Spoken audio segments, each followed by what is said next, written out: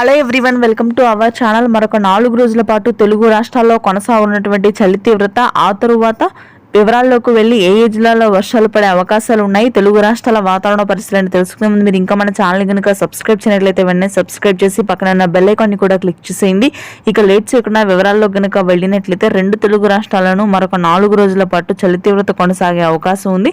శ్రీకాకుళం, విజయనగరం, విశాఖపట్నం, తూర్పుగోదావరి, పశ్చిమ గోదావరి, గుంటూరు, కృష్ణా ప్రాంతాల్లో ఉష్ణోగ్రతలు తెల్లవారుజామున కనిష్ట స్థాయికి పడిపోయి పొగమంచుతో కూడినటువంటి చలి తీవ్రత మరొక 4 రోజుల పాటు అంటే జనవరి చివరి వరకు కొనసాగుతుంది. ఫిబ్రవరి మొదటి వారంలో తేలికపాటి వర్షాలు నమోదయ్యే అవకాశాలు ఉన్నాయి కొన్ని ప్రాంతాల్లో.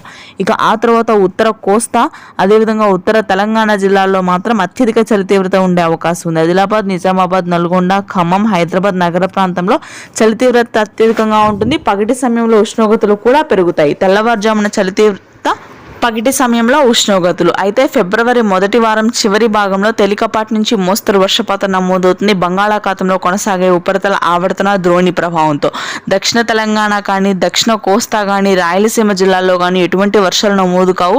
దాదాపుగా పొడి వాతావరణం కొనసాగుతుంది. ఇప్పటికే చలి తీవ్రత కూడా చాలా వరకు తగ్గింది. ఉష్ణోగ్రతలు మరింతగా పెరిగే అవకాశం ఉంది రాయలసీమ జిల్లాలో. ఇది ప్రస్తుతానికి తెలుగు రాష్ట్రాల latest weather update. Thanks for watching this video.